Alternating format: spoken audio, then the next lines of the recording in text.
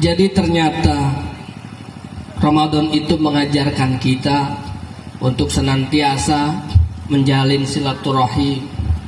Ya, jauh-jauh yang dari Jakarta pada pulang kampung buat apa? Buat menjalin silaturahim. Saya datang ke sini bukan untuk apa-apa, saya niat untuk silaturahim. Saya berjumpa dengan ibu bapak dan jamaah semua, saya niat untuk silaturahim. Karena nggak mungkin ibu bapak jamaah semua yang datang ke Jakarta banyakan begini, iya apa enggak? Maka lebih ringan saya sendiri datang ke sini, iya apa enggak? Lah iya, niatin silaturahim selalu ada kemudahan. Kemarin kita ngerasa sakit hati sama tetangga kita, kita marah-marah sama tetangga kita ngerasa nggak butuh, boleh. Kita merasa kita nggak disumbangi hidup sama dia. Kita merasa anak cucu kita sekolahnya makannya nggak dari dia, kita ngerasa nggak butuh, boleh. Kalau bahasa orang Betawi, terserah mau benci sama saya silakan, saya nggak butuh sama kamu. Anak saya makannya nggak dari kamu, sekolahnya nggak dari kamu, saya nggak butuh sama kamu. Boleh ngomong begitu karena masih sehat. Besok kalau udah di rumah sakit duduk di kursi roda begini, ternyata orang yang kita benci datang besuk kita. Assalamualaikum Pak D.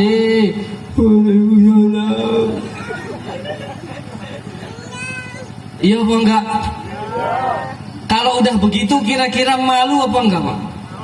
Orang yang kita benci, yang kita satroni, yang kita diemin bertahun-tahun, ternyata dia datang jenguk kita sakit.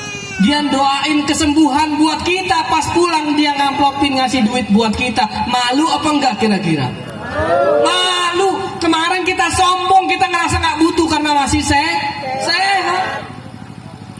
Kita ngerasa nggak butuh sama tetangga kita. Ya Allah, ternyata tetangga kita peranannya luar biasa, Pak. Nanti saya bahas, ya. Materi ini luar biasa.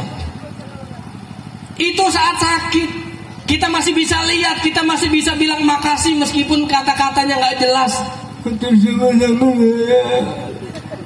Ya, tapi masih paham, masih bisa minta maaf meskipun ngomongnya nggak jelas. Coba bayangin ketika kita mati, Pak.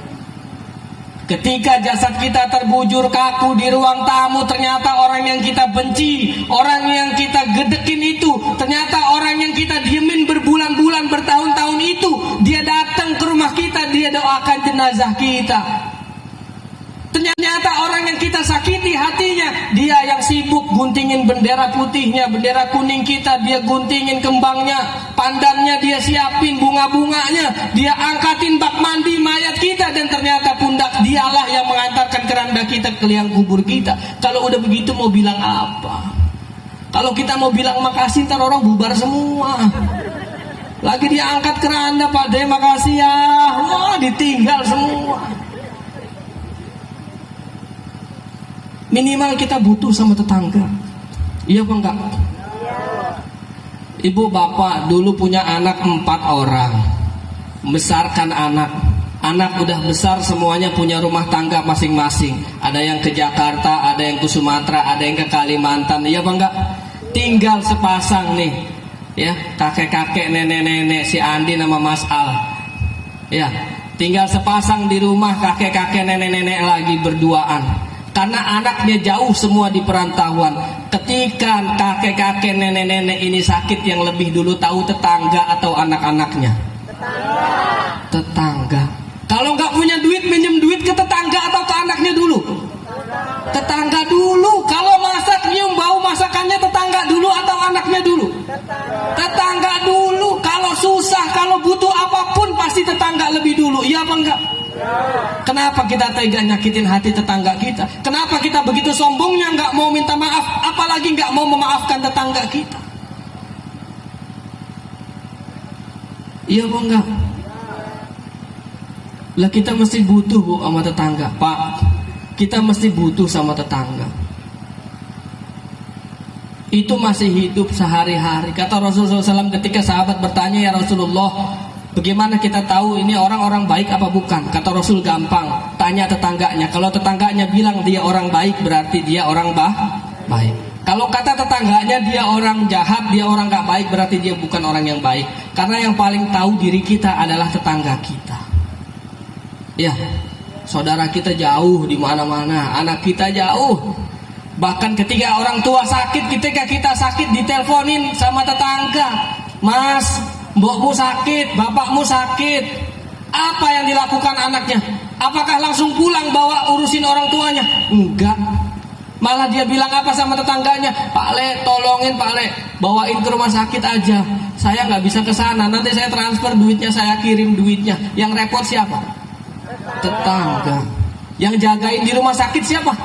Tetangga. Alasan anaknya nggak bisa cuti, pulang ke sana jaraknya jauh Pak Le, wah repot segala macem. Dia kirimin duit, padahal orang tua nggak cuma butuh duit, tapi orang tua butuh kasih sayang anaknya. Betul apa enggak? Sedih nggak Bu kalau begitu? Sedih. Ayo sekarang yang masih musuhan sama tetangga, yang masih selek, apa bahasanya selek, yang masih nggak rukun sama tetangga, coba satron. Kita pasti butuh. Minimal pada saat kapan? Minimal pada saat kita mati, kita butuh kesaksian mereka.